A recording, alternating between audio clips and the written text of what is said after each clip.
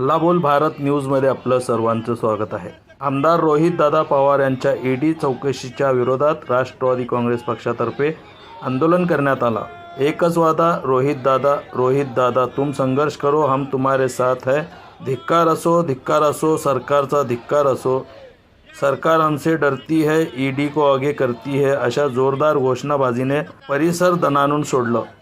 रोहितदादा महाराष्ट्रभर पिंजून काढत आहेत, तसेच युवकांचा नेतृत्व म्हणून पुढे येत आहेत, म्हणून त्यांना सूडबुद्धीने चौकशी करण्यात येत आहे, असे मत शहर अध्यक्ष भारत जाधव यांनी व्यक्त केले। यावेळी प्रदेश उपाध्यक्ष प्रमोददादा गायकवाड, युवक अध्यक्ष अक्षय वाकसे, कार्याध्यक्ष सरफराज शेख, विद्यार्थी अध्यक्ष निशांत साळवे, महिला अध्यक्ष सुनीता रोटे, युती अध्यक्ष प्रतीक्षा चव्हाण, चंद्रकांत पवार, दिनेश शिंदे, लकी गायकवाड, गोवर्धन संचू, नूरुद्दीन मुल्ला, जावेद शिकलगर, अक्षय जाधव, संजय गायकवाड, सादिक मुजावर, नूर नदाफ, वैभव विभूते, संजय गायकवाड, समर्थ लवटे, लक्ष्मण भोसले आदी पदाधिकारी व कार्यकर्ते मोठ्या प्रमाणावर उपस्थित होते।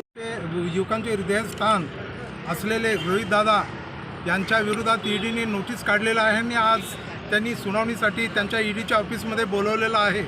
कर नाहीतर डर कशाला अशा उद्देशाने रोहितदादा त्या याच्यात मोठ्या ह्याच्याने गेलेल्या आणि सर्व सरकारच्या विरोधात जे काय बोलणं झालेलं आहे ते सरकार त्यांना घाबरलेलं आहे। संपूर्ण महाराष्ट्र त्यांनी पिंजून काढलेला आहे।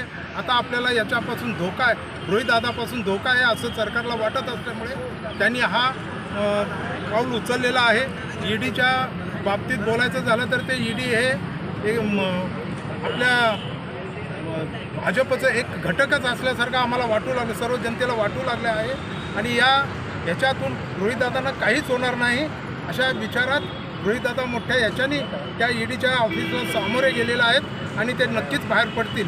जर त्यांना अटक केलं सूड भावनेने तर संपूर्ण महाराष्ट्रात राष्ट्रवादी पक्ष, पवारसाहेबांचा राष्ट्रवादी पक्ष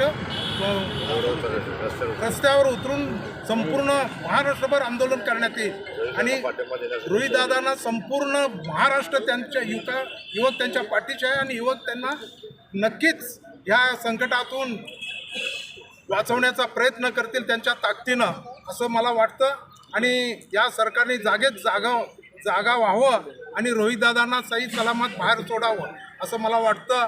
आणि रोहितदादांनी काहीच केलेलं नाही आहे तरी देखील सूड भावनेने हे करत आलेलं आहे। हे सर्व महाराष्ट्रातल्या सर्व जनतेला कळू लागलं आहे आणि हे ईडीनं समजून यावं असं मला वाटतं। जय हिंद, जय महाराष्ट्र, जय राष्ट्रवादी। आपल्या शहरातील ताज्या घडामोडी पाहण्यासाठी हल्लाबोल भारत न्यूजला सबस्क्राईब करा आणि बेल आयकॉन प्रेस करा।